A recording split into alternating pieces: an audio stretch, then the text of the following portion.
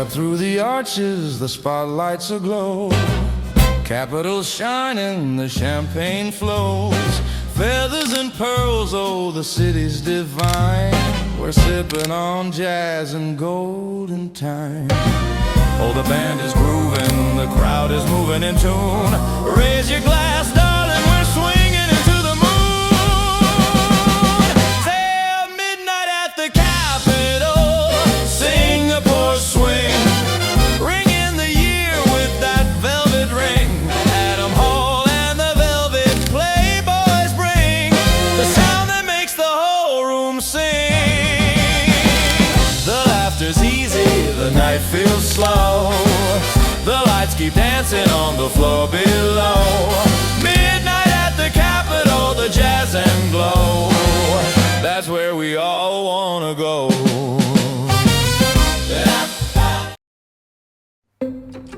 Every place has a story, every building has a story, or every room has a story. And that's really inspiring, the story of how Iwa came to be. Nancha High School was not always Nancha High School.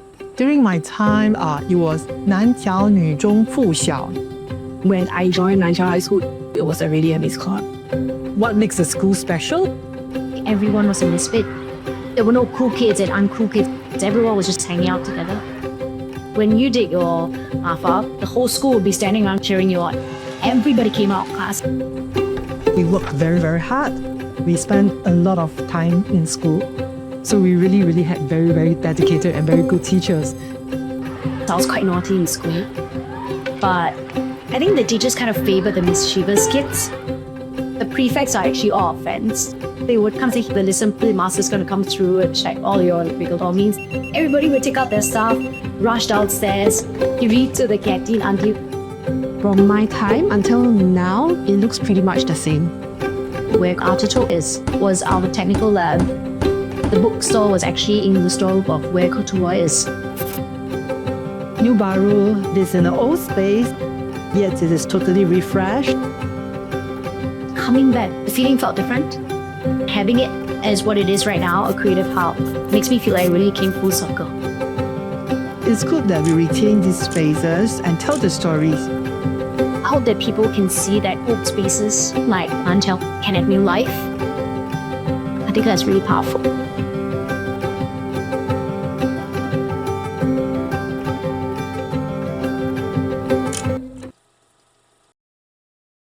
Our river is the starting point of Singapore.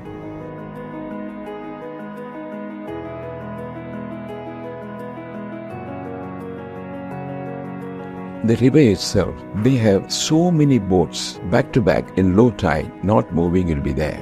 During the low tide, there will be a stench. We all get used to it. But when the high tide comes in, the smell goes off.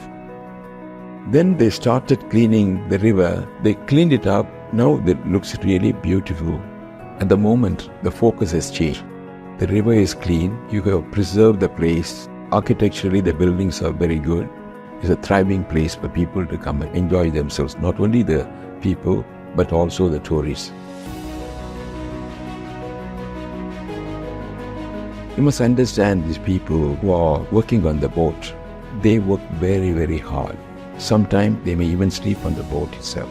But we all respected them. They were quite in their own way dignified. They did a marvelous thing for Singapore. In fact, they were the backbone of Singapore's economy to a certain extent. It is a remarkable thing, it's a remarkable feat to have the river cleaned so that the modern Singapore will emerge from that. When you come to Singapore now, everyone says it's very neat, very clean, very green.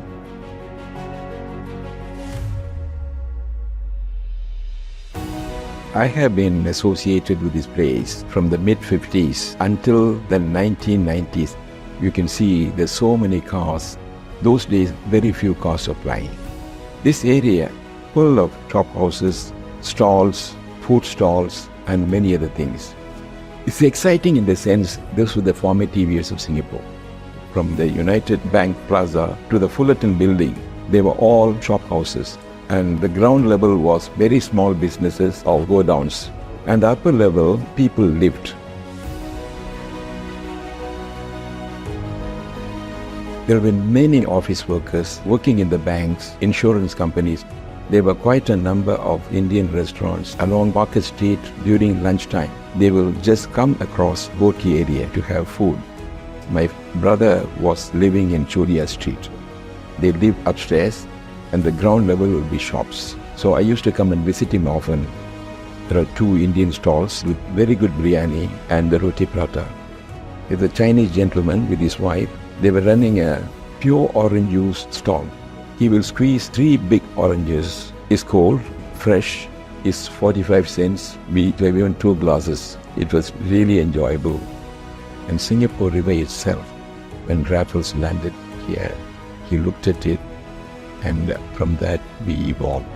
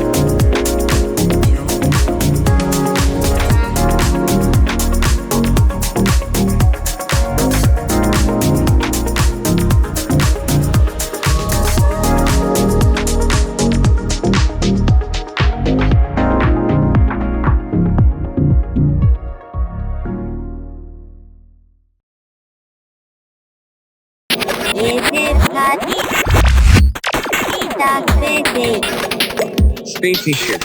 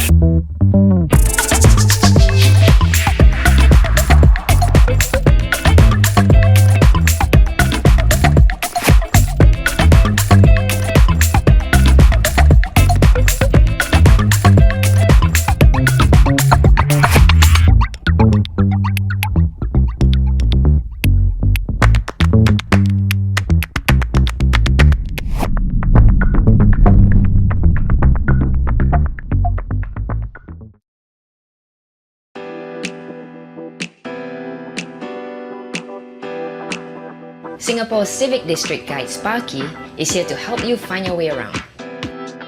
With some of Singapore's most notable historic buildings and spaces located here, the Civic District has become a place of arts, culture, and lifestyle. Join Sparky on a guided tour of museums, events, and exhibits, and go on an interactive journey through the arts.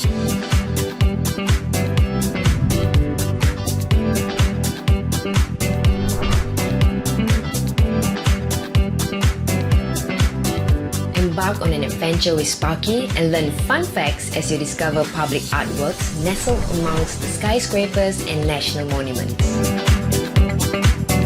Take a stroll through the scenic parks or take a cultural walk through the district to see some of Singapore's most historic landmarks. And get Sparky's trusted recommendations for the best places to eat and shop within the district. Check out Sparky's video tours if you don't have time to explore all that the Civic District has to offer, or if you're far away and wish you were here. With Sparky, your Civic District Guide, get personalized recommendations, explore art and cultural offerings, learn fun facts, and discover the best shopping and dining spots in Singapore's Civic District.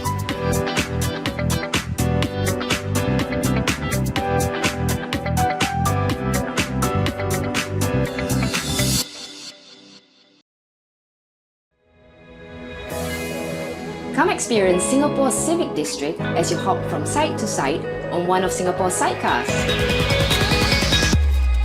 Take a ride in a hand-restored vintage Vespa sidecar and experience Singapore's sights, sounds and flavours up close. With the ever-personable drivers and guides, learn fun facts about this historic civic district and how it has been transformed into a vibrant arts and cultural hub in the centre of the city today.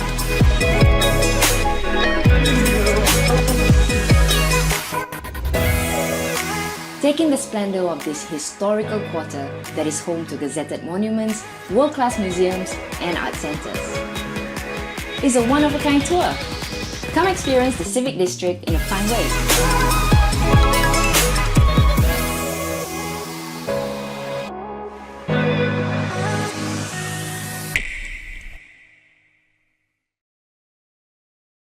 My name is Ton Chun, TC for short.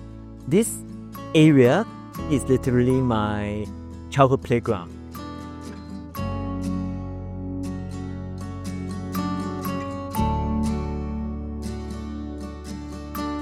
My mom will always bring me and my siblings to visit my grandmother almost every weekend. So we'll be running around this place. We'll go up to Reed Bridge. We will shout at the boatman as the bumboat go underneath the bridge. One of the games we play, so we stay on top of Reed Bridge. Me and my cousins, we will compete at whose speed is the most accurate in landing onto the boat. But landing the boat is like 1 point, right? But if you can land on the boat land, that is 10 points.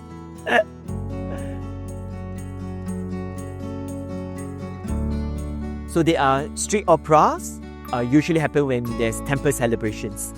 Part of the stage is actually in the river, alright, the stilts. The opera performance is actually for the gods that is having the temple celebration. Then the stage will face towards that side. And when the stage faces the temple that's nearer to the Reed Bridge, that's where I will get VIP circus seats. I can still remember one of my cousin was mentioning his leg was taken off the window, swinging his legs while he's watching the street opera. Besides being a public toilet, it's also like a landmark. So it's an octagonal shaped public toilet. It's called Poi Kat Liang Lang. But my mom will always tell us, don't go inside. It's adults only. I remember one of our last adventures together with my cousin. We'll visit this demolished warehouse area. Then there is little ponds. And then of course there are little tadpoles. And then we jump from one collapsed column to another. That is probably my last memory of my younger days at my childhood playground as it is in Clarke Quay.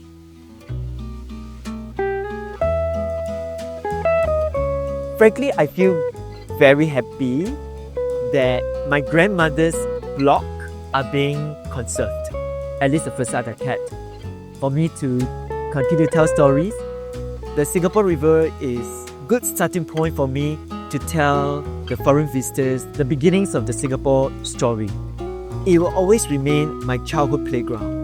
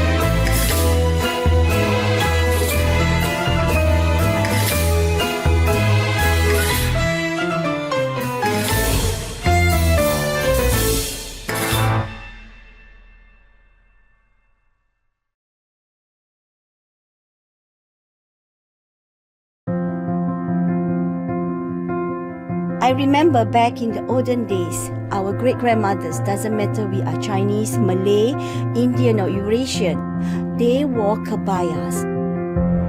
It was something that united and gave us a shared identity, and I wanted to bring that back.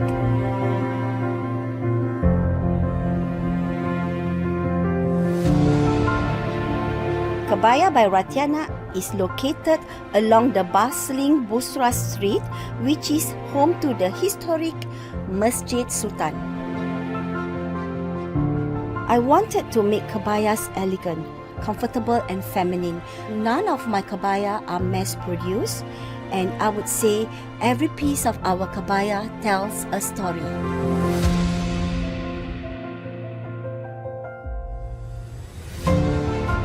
There's a lot of history in Kampung Glam. There used to be a lot of tailors and fabric shops in this area.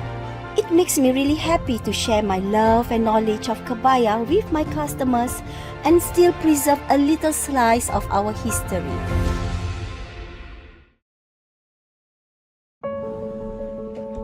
My family's history is deeply embedded within Kampung Glam.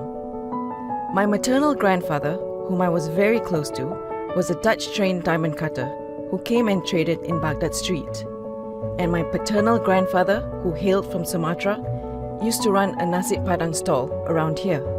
It felt right that I started my own business here too.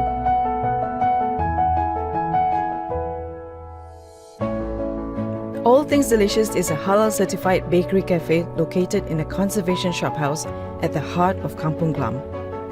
We are known not just for our iconic baked goods, but also for our chef-prepared comfort foods. Our menu is inspired by the melting pot of the community in Kampung Glam. We believe everyone can have their cake and all things delicious too. Today, old and new businesses coexist within Kampung Glam, and I love it. It's like we have our own ecosystem. I hope to continue to create memories for the new generations to come. Oh, Boat Quay is very, very special. So many fond memories of my childhood here. Every time I come back here, it's very nostalgic.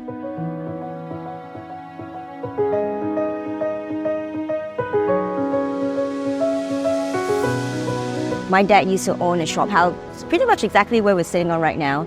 And the shop house on top of it was where my grandmother lived. So I spent a lot of time here as a child. It brings back a lot of old memories, all the fun times, especially the Singapore River. Used to swim inside. Yeah. During the Lantern Fest, we used to tie a string from this side to the other side of the river and we'll hang lanterns. Yeah. Then we'll swim, then we'll have parties by the river. Tony was a very playful boy. He was a very playful boy. Yeah, we'll wait for the bump boat, then we'll hold to the tire and follow it all the way out. We used to play with fireworks along the river, and during Chinese New Year, we'll take those crackers and put in between the oranges. Then we just light it and throw into the middle of the river.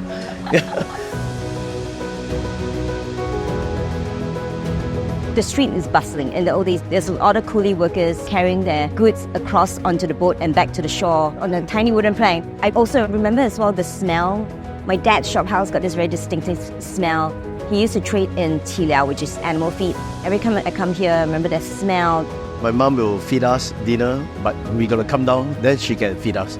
So we'll walk around the river. She'll bring one bowl with a spoon, feed us along the river. Then at night time, you'll see a lot of uncles and aunties. They'll sit down there and chit-chat and drink tea, some drink alcohol. Mom would take us quite often to the temple across the river. For me as a little girl, I was always a little bit scared because it's very dark. My mom would go and do offerings and sometimes seek advice from the mediums. In the early 90s, when they start to clean up the Singapore River, they stop all the bumboats from coming in. It used to be full of bumboats, live activities, but right now it's just a quiet river. It's mixed emotions, it's got to be done. We can't keep living in the past, but definitely there's that sadness. What was Boat Quay before? The community, the people, is gone. It's very important that the younger generation realize how historical and important this part of Boat Quay is. And it was in the old days as a hub for a trade. I don't think the younger people realize that communities and families used to live here in the old days. 2 years ago, we brought my kids and my mom, my sister, my brothers. We came over here, then we walked around the river to explain to them where this used to be. It's a beautiful part of Singapore, the river. It's always nice to sit on this riverside and enjoy the view of the river.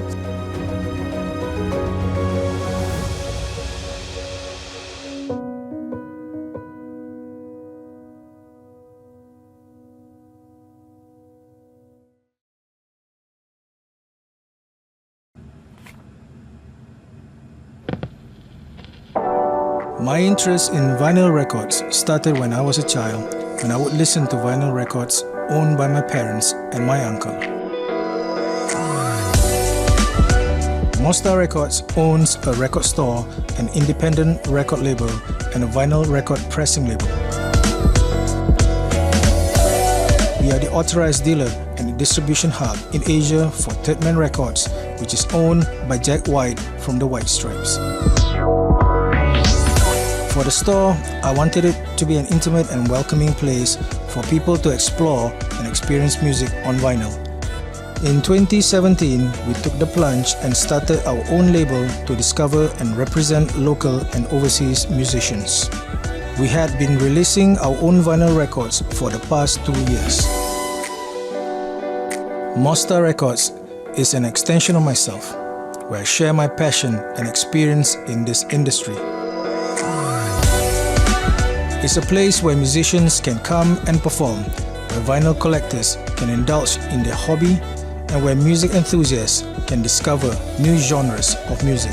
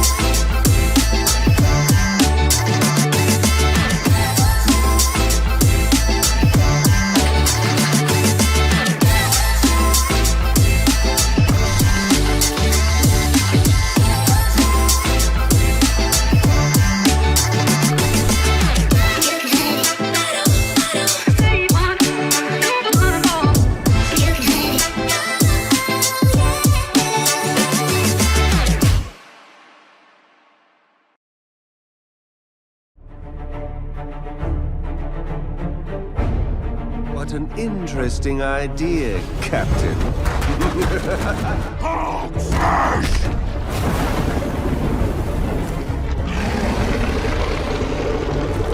Eat plasma, you one-eyed uglies!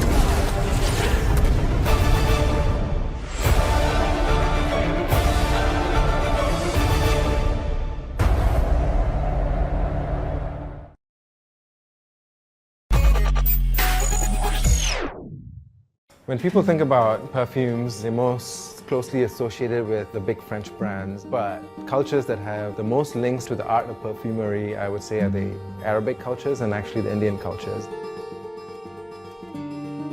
I'm actually in this trade because of my grandfather. He started a perfume shop here in the 1930s. A lot of what you see over here, we used to just keep it in the back room. You know, it's a messy process, but now people want to see the process more and more. Like an open kitchen, people want to see what happens. By doing it this way, you actually become a part of the process, and you get to choose your ingredients. It's not just a finished product that you're buying, but you've inserted yourself into the process as well. Something fresh and clean, like, clean cotton, bed linen. Like clean skin. Yes, Yeah. clean skin. I think it needs a bit more pepper.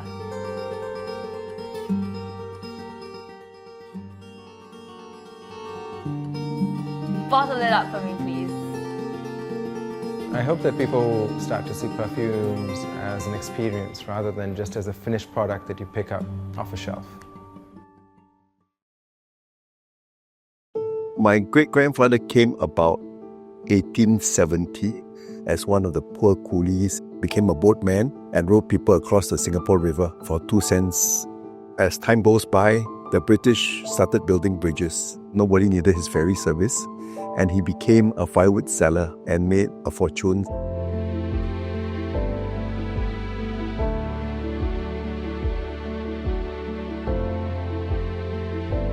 My name is Eileen Lu. My birth address on my birth cert is number 25, Jogging Street, which I believe is just 100 meters away from where we are sitting now.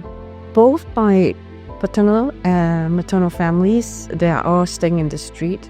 So we're kind of like people from this little kampong we have here. During high tide, we have little fish. So I used to catch little fish. In my memory, Singapore River was a lot of life because my uncle, he was working there. Sometimes he'll bring home some goods from the ship, like Magnolia packet milk. They were like a luxurious treat those days. Every year, somewhere near Chinese New Year, the ground floor of the house would be flooded. But it was fun because we just take it as a swimming pool. I like to come by the river, watch the workmen bring their goods on and off the boats. One of the household sold my favorite Hokkien snack. It's called Wah Kueh. And my grandmother would actually come here and she'll bring it home for me to eat because this was my favorite.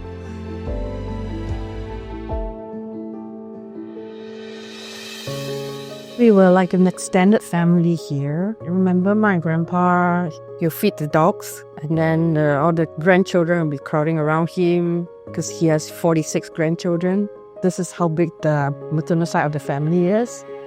We had a deity, Tuape Kong. This thing came floating on the river, and then the people in our kampong pick it up, and then it became the deity that we all worship. They used to celebrate the Tuape Kong's birthday. Then there will be prayers, then there will be dinners. That's like a huge celebration. Robertson Quay is just further up. I was living on top of the hill. I would sometimes coast down on my bicycle, and that's where I go and buy my little sweet and gamble. The whole river was looking very rundown, and it's rough and tough, people working, very rowdy, really, really full of life. The reminiscence, the real spirit and the life of the river.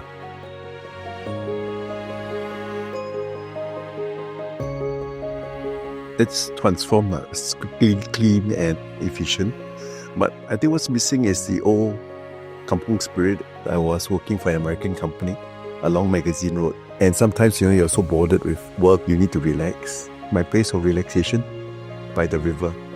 So this whole stretch of the road is very different from what I remember. This tree warehouse kind of like pinpoint the exact location where our house used to be, so we could still remember the childhood that we spent here. My grandparents, they may not have, starting from here, they moved along the river, so it's very interesting to see how people gather, lived and progress. This should be preserved in our textbooks in a way, because that's what makes us who we are. We were never good at preserving our histories, and a lot of stories are lost in search of development. The good thing is now there's effort to reminiscence the past, and hopefully we can get enough of the old stories to make a complete tapestry of life along the river.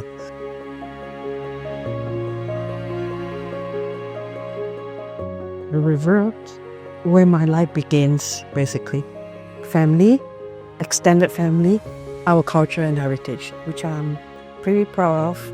This is where my family started life. My great-grandfather came, and this is where he eked out a living and provided for us. And because of his hard work and his tenacity to survive, we are now settled in Singapore. Without his hard work and his struggle, there wouldn't be me here telling a story of our past. It wasn't called the river of life for nothing. Things come in, goods unloaded at the bustling river. Stories start from there. Stories of it, lives around it, how we've come this long way to become where we are today.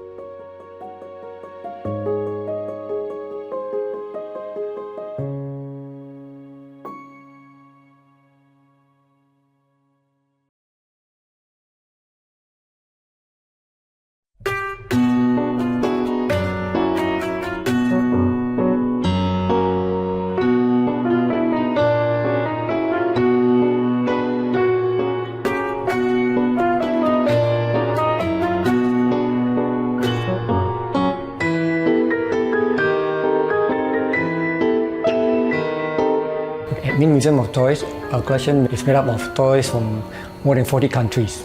The countries like Bulgaria even make Singapore toys.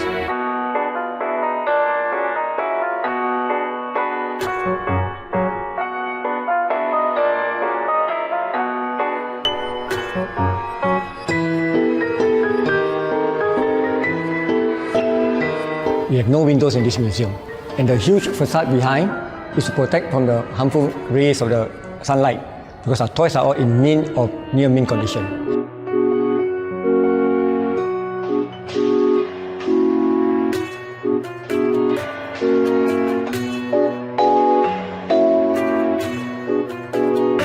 We showcase about more than 8,000 pieces of toys over here. This is less than 10% of the owner's collection. Remaining 90% we store in warehouses.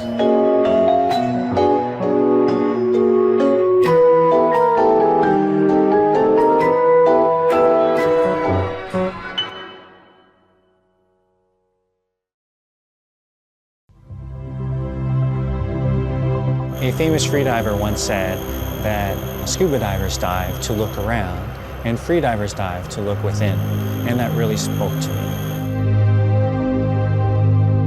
I went to Hawaii, the big island of Kona, and I tried just diving off of shore. All of a sudden, I could hear the humpbacks offshore. So loudly, they was reverberating in my chest.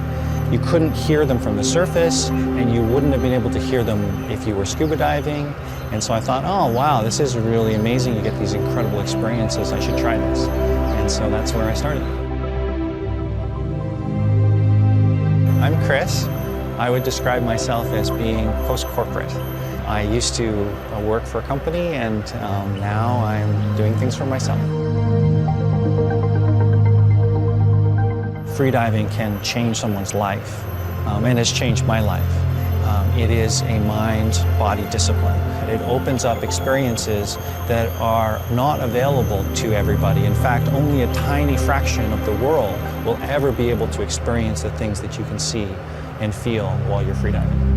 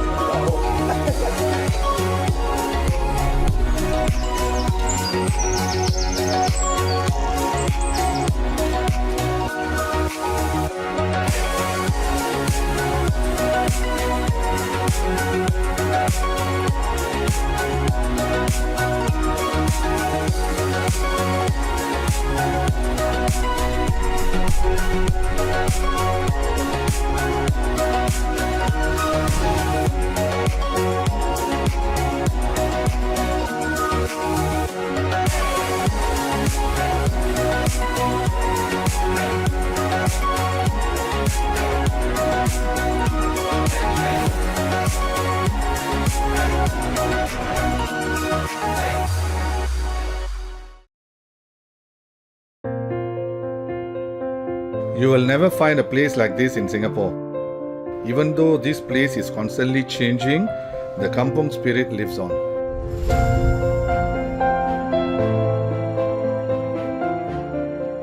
Royal Fragrances is a shop specializing in high-quality bespoke perfumes located along Bussorah Street. My son and I run Royal Fragrances together, and we create and sell our own range of perfume and incense products. Our special product is called Bahur, which is wood infused with perfume. What is so special about our Bahur is that we have it made only for us with our special scents and flavors. You will never find it anywhere else in Singapore. The other unique thing about our products is that our perfumes are alcohol free.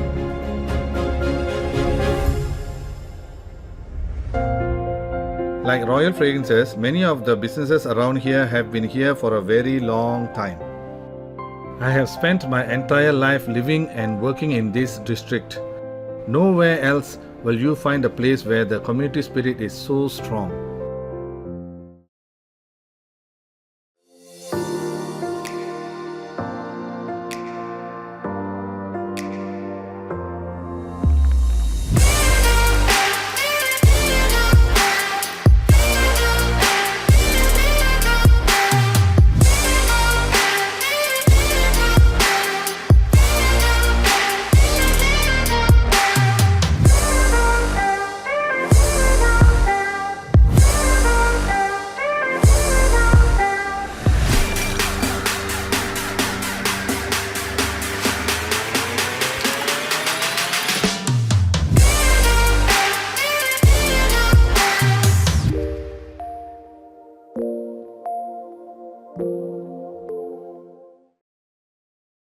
The Singapore River to me is life because I grew up near Singapore River, and after 70 over years, I'm still in touch with the river.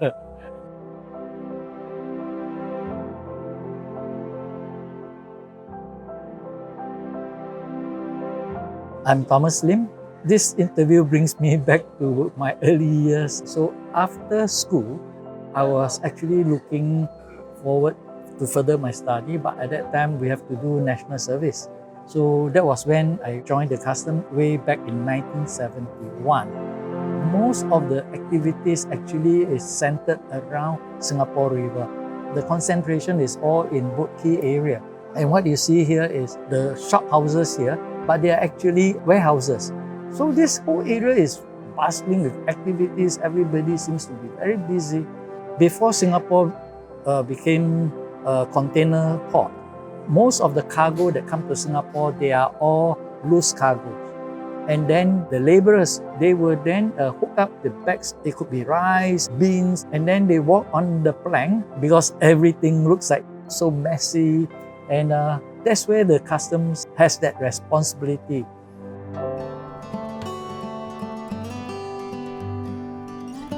I just hop off the custom boat and we will get our night snacks from the hawkers along the riverbank. Some of you may remember for the older generation at the foot of the 5 trees.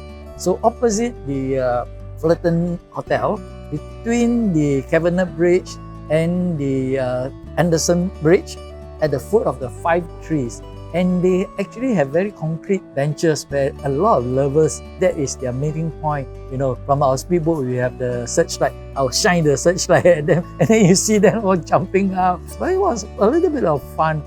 So I still remember on one of those days, we were chasing after a Taiwanese fishing boat. When I was given the signal to jump, a wave came, and there I go. I was very lucky. I managed to float, and a lot of them say the second is your last chance because the third you will never come up.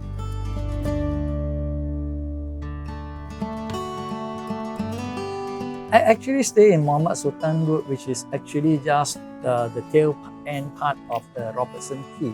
What is interesting then the life, so it's about play. Together with my neighbors, we will run to Robertson Quay, and sometimes we find it so interesting, the coolies carrying cargo. There were quite a number of like cold storage.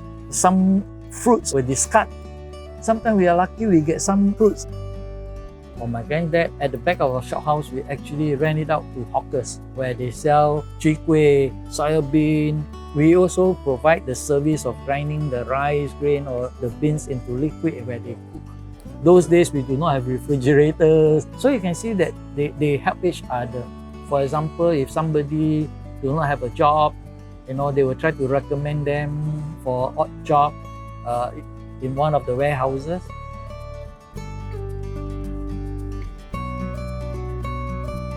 Singapore River is the lifeline for us. Today, this is part of our reservoir now. And those days is our lifeline because that's where trade first started. The working people here today, they are much better off than the yesteryear of Boat Quay. The Singapore River is life. I grew up near Singapore River, and after 70 over years, I'm still in touch with the river. So to me, Singapore River is part of my life.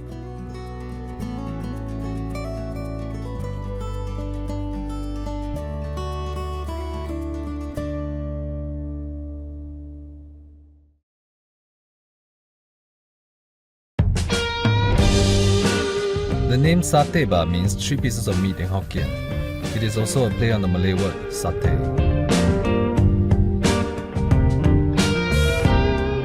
Satay by Yakitori serves BBQ and skewer food with a twist. Our restaurant is along Bali Lane, a popular snack spot in Kampong Glam. This place comes alive at night and has such a vibe. I was trained as an architect but found my passion in F&B instead. Without any prior experience in F&B, I spent 2 years under various BBQ and yakitori chefs to learn the trade from scratch. Although the hours are long and the job is physically demanding, I enjoy meeting people from all walks of life, and some have also become close friends of mine. This is a place for families, friends, colleagues to get together, enjoy a hearty meal, have a drink, and distress after a long day.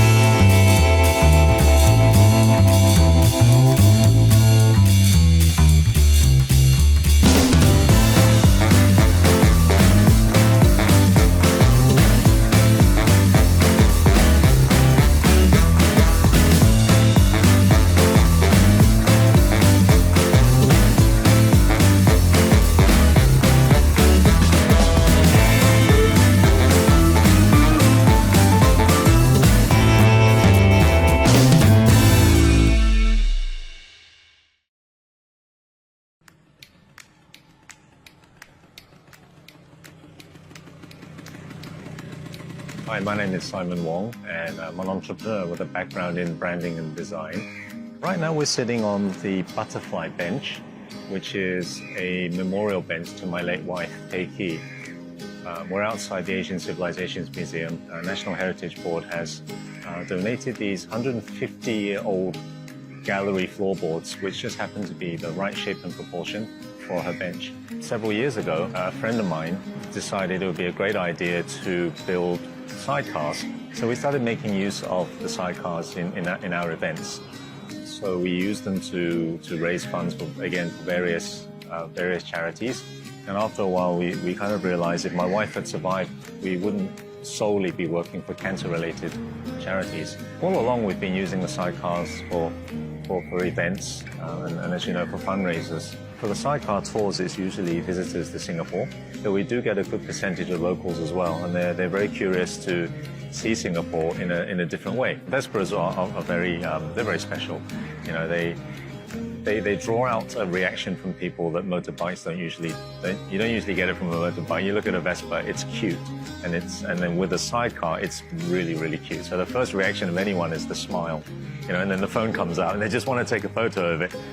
You could be walking down the same street and you don't notice a lot of the details, you know, around you.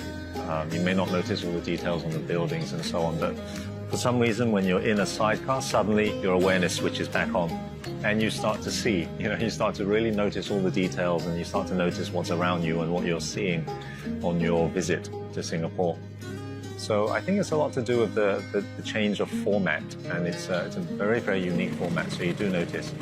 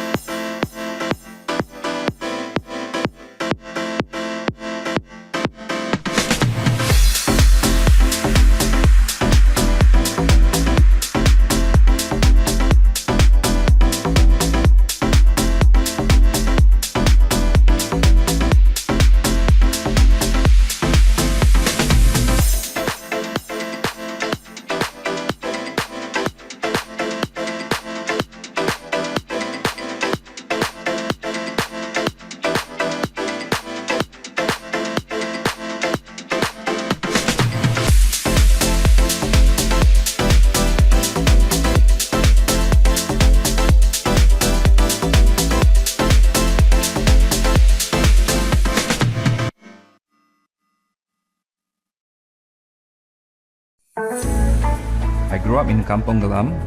Back then, it was really a kampung. Everyone knows everyone. Each year, during Ramadan, the entire kampung will get together to take pictures in front of the Sultan Mosque after our Eid prayers.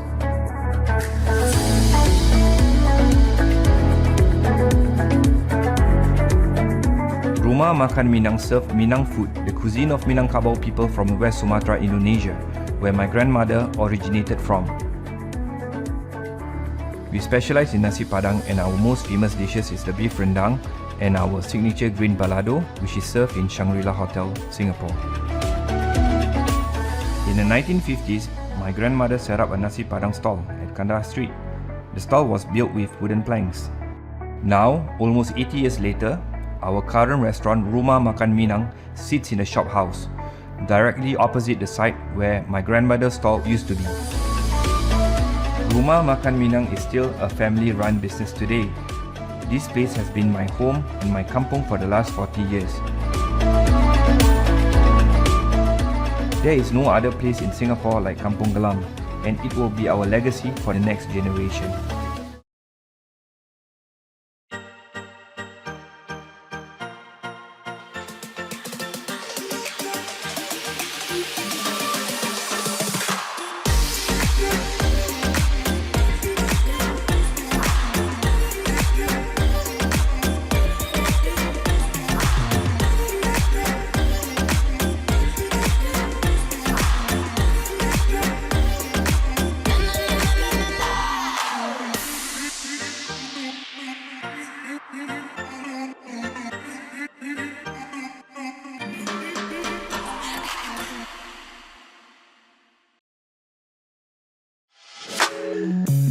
Maison Ikoku is a creative dining restaurant located along Kandahar Street that serves modern Japanese cuisine and bespoke cocktails.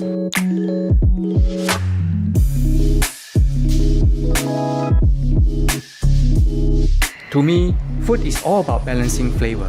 We're known for our omakase, creative maki, and handcraft sushi and sashimi. My favorite dish is our taco ibi with house-made crispy tacos filled with ama ibi tempura, nori, and kimchi. At our second-level restaurant, we're well known for bespoke cocktails. We custom design cocktails for each customer based on their palates.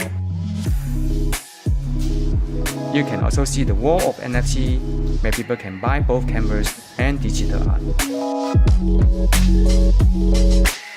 And over our rooftop, you'll find the best spot in Singapore with a view of historic Kampung Glam neighborhood. Just like the balancing flavor, here at Maison Ikoku, you will also experience the marrying of the old and new.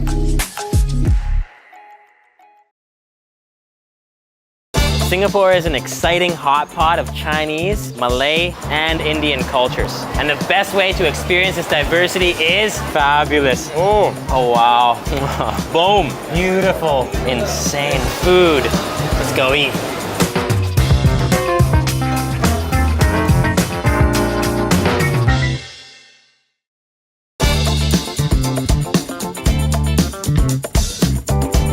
This is the essence of a Singapore breakfast right here. You've got to break the yolks, mix it up. Now here comes the magic. Look at this kaya toast. So this is coconut jam, a little bit of egg yolk. You can dip it right in there. Oh.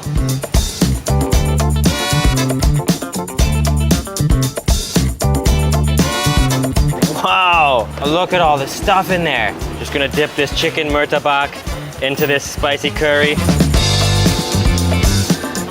Wow. Each bite is packed with flavor. It's crispy, it's fluffy, it's just beyond delicious. This is an Indian dish with a Singapore twist.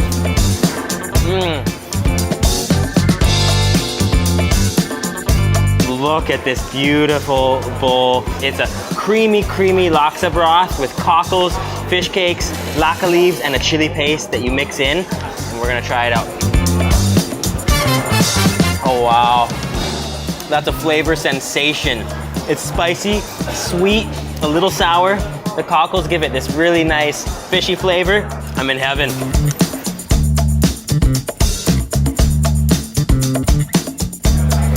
Wow. This is a mix of cultures originating from India, and fish head is what local Chinese people like to eat. So when we put them together, it's a fusion. Oh, that curry flavor. It's just a little spicy with a nice tang from that tamarind. Tastes like a clear tomato flavor. Oh, and that's curry heaven.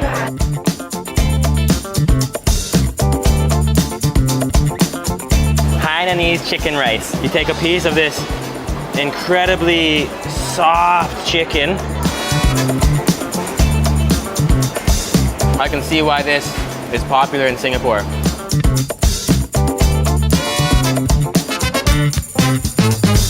Chili crab, wow. Just look at how soft and delicate that claw meat is. Singapore would not be Singapore without the chili crab. I just can't talk anymore. I just gotta keep going here.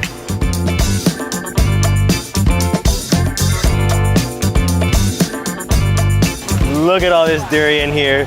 That is a must-try, polarizing fruit in Singapore. You either love it or hate it. And for me, it's true love.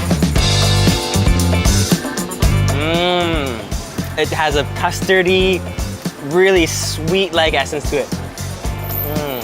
Oh yeah, all sweet.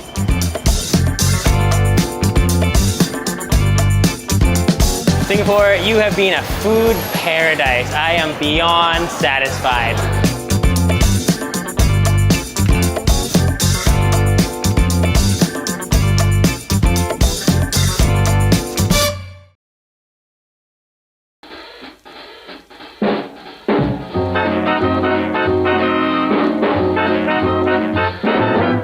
It all started from the day when my father passed me his old cameras, He got interest towards photography.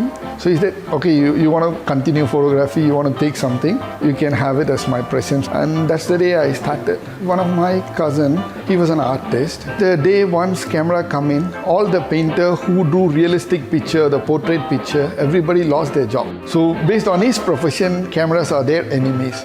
Then I said, okay, why don't we do something new? We accumulate all your enemies, put it at one place, and we do it in a unique way what others have not done it. Then he said, it's on, let's try, and that's how all it started.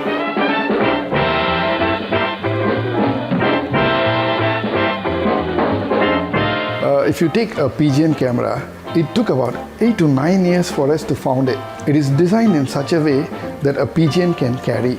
I love all my collection. One is world's first button camera. About 100 years back, they can create such a unique thing. There is a button you can put in your coat and they can control it here. The button can open and take a picture for you. See how clever those days the spies were. If you talk about a unique piece, yeah, we do have a machine gun used by Japanese military in the World War II. They use this gun to train the Air Force people. If you see, there is a lens. If you click, you don't get bullets. It will shoot you.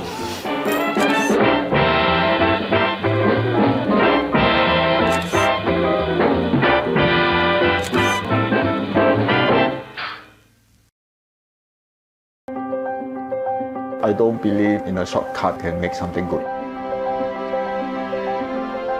Precious is one of my personal brands, and now I start to let it run by all my apprentices. My goal is to bring back the original, how to make a good suit, how real tailors must be. We use the best quality fabric, and also we are using the best interlining fabric. It takes about 8 weeks to finish a bespoke suit. After taking measurement, we will start to do the pattern drafting. 1 or 2 fitting sessions will be done, and after revising the draft, it will take us almost 80 hours to finish the jacket by hand. We're trying to get something reach to the customer demand and request what he wants. So in the whole processing, the customer can enjoy very personalized service.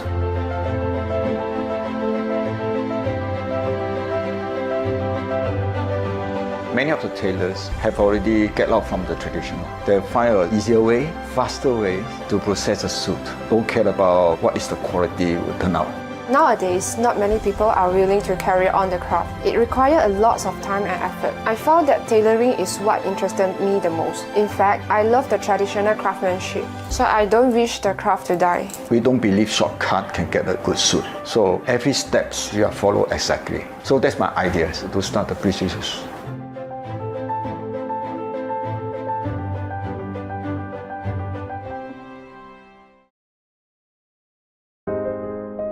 I came to Singapore in 2014. When I was looking for a space to set up asphalt, I visited Haji Lane and I fell in love with the place. Kampong Glam for me has such a vibe and I love the interesting mix of people and life here. I started asphalt back in 2009 when I was living at this time in Switzerland. Asphalt is a sustainable fashion brand. We do not produce fabrics. Instead, we use fabrics that have been discarded by the fashion world. We try to source locally and we work directly with craftsmen and women who specialize in embroidery, in beading, weaving or dyeing. This way, we ensure they are paid the right price for their work. Each of our pieces is handmade and are one of a kind. As a French Senegalese, we grew up in a culture where we made our own clothes. I remember shopping for fabrics and designing my own clothes. Fashion design is something that has always been part of my life, and I'm happy to share my philosophy, my creation with my customer.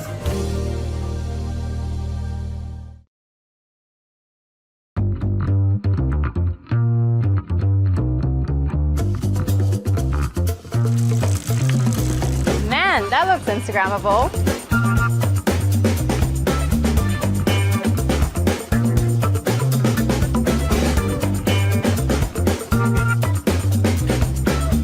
Being Instagrammable is all well and good, but the food's got to be great as well.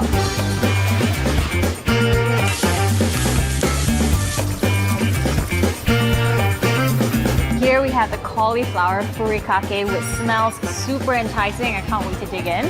Vegetables never tasted so good.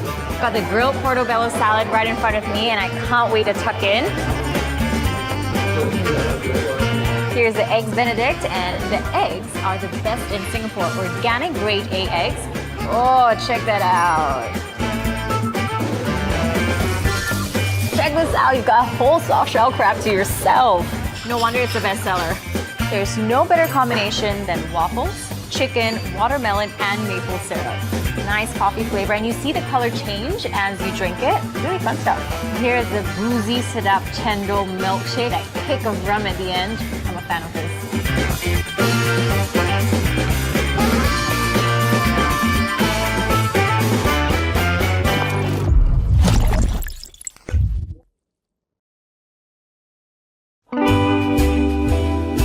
Sin Hin Chuan Ki is one of the oldest haberdashery stores in Singapore selling garments and fashion accessories.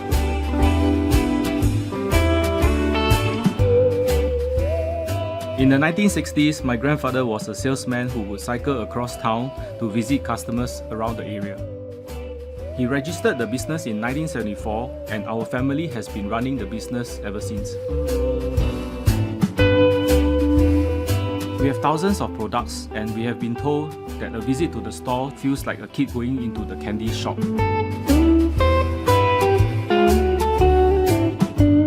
Over the years, we have grown together with our customers. Now we have 3 generations of a family visiting the shop to make their purchases. Aside from being a familiar sight along North Ridge Road, Sin Hin Chuan Ki has also become a meeting place for our regular customers. It is a heaven for our new generations of designers and fashion changemakers.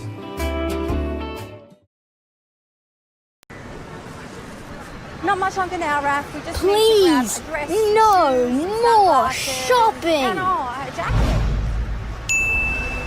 Hello? Wanna escape? Where?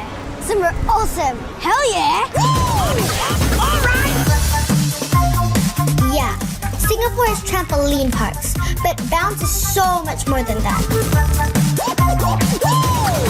Alright! So Rafi, can you do a flip? No, can you show me how? So all you need to do, one, up. Flipping is just one of the things you can learn at Flight Academy, where one of Bounce's awesome experts teach you how to do some super cool tricks. Good, Rafi, much better now. This one. Clear the 10 tricks on the freestyle list and get a free 2-for-1 voucher. It is as easy as the sit drop. Good. If you want even more of a challenge, check this out. Alright! Hope you're ready to lose to a kid. You gotta get up! X-Park is like Ninja Warrior, but way cooler. I know I make it look really easy, but seriously, this is not for wusses.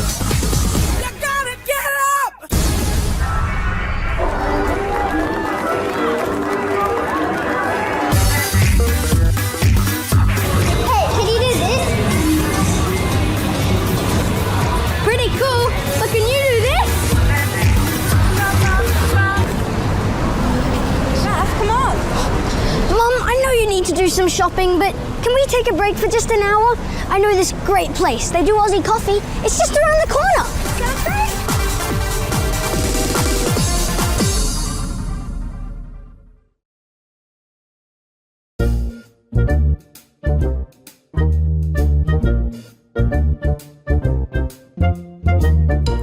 Welcome to my home, and these are my family. Our days are really relaxing. Most of the time, we like to bask in the sun, have some munchies, and once a while, we have visitors. I like to think we are great hosts, though most of the time, we much prefer to sit at great heights and judge them. And once a while, we allow them to pet us, but just for a while. We still need to show them who's the real boss here. If you want, you can come visit too. But first, let me check my very, very busy schedule. See ya!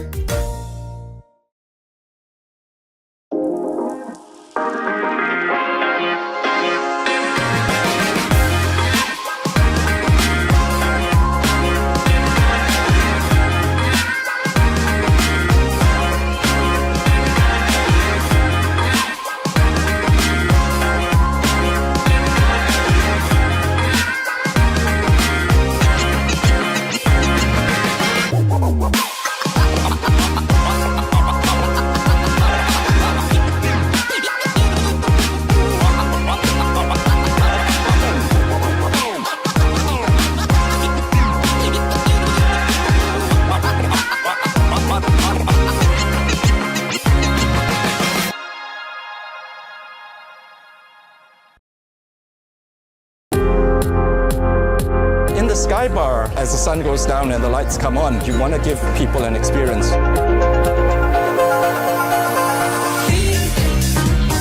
There was one that actually made someone cry once. That was the first time I've ever experienced that here. I would drop music from Africa and I play stuff from Latin America. I play a bit of hip hop and I'll move in and out to kind of fit the space there. I'm so lucky to have a view like that. From the time I started work here, this is the one thing that I always marvel at, and I never get tired of this view. The club sound beyond 10 p.m. is always a little bit more mainstream, a little bit more digestible for the people who come up here. Because you not only have tourists, you have hotel guests, and you do have people who want to club. I think there's something for everyone.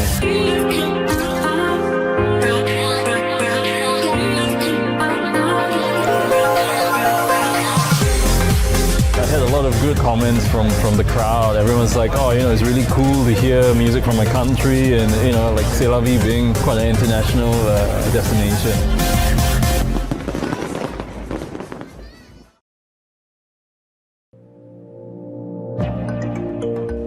When I was 15 years old, I used to work as an office boy in Arab Street. I remember in the 1970s, This whole area used to be street hawkers. Today, I own 2 restaurants in Kampung Glam.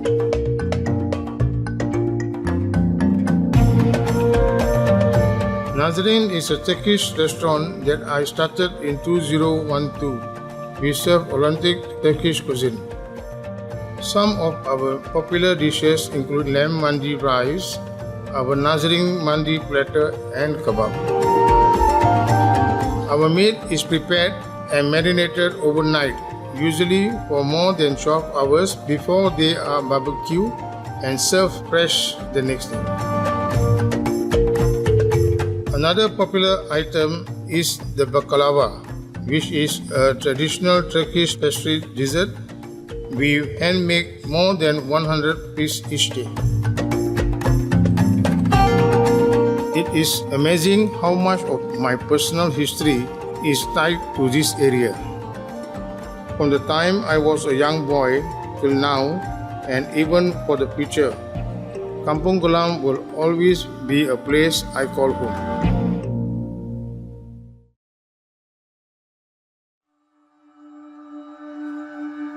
But it's one of those things where you never actually make the decision to start it. And that was probably the most important part of this whole process, was actually just committing to the fact that I was going to spend years. I didn't know it was going to be 3 years, but I knew it was going to be a long time.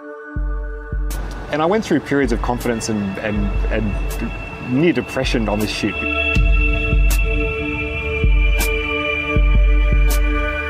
If you look at something for so long and you spend so much time working on it, you lose all confidence that it's going to be of interest to anybody else. So that's why I guess I was so excited when the film was released and people sort of appreciated the work that had gone into it. So it started to feel a bit more worthwhile again. And that it wasn't so much that I wanted to show off or show people the city growing. I think I actually wanted to see it myself. Singapore's got nowhere to grow. It's not like a lot of places in the world where cities sprawl and get bigger. In Singapore, things tend to get taken down before they get built up. It has to be creative in how it plans for development. And so for me, that's a story. It's like the modernisation of Singapore and just seeing it almost reinvent itself every few years. The way that I wanted to shoot it, I didn't just want to have permanent cameras which would create a very common time-lapse effect where you see a cloud that appears and a cloud that disappears. I wanted the whole film to flow organically.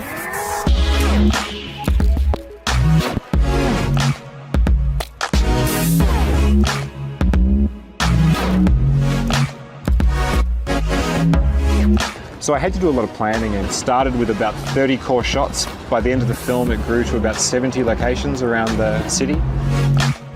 And then it took a lot of discipline. And it can be a little bit of a lonely existence when you spend 3.5 years working on a project. I don't think, for example, even my wife and my daughter really know how much went into this film. But I really do enjoy being like an outside observer. And even though the techniques have changed throughout all of my films, there's still a sense that it's almost like you're in a separate place when you're looking at the city. So I'm not really getting in people's faces with cameras. I'm more just somebody who's sort of quietly off to the side, looking at the world from a distance.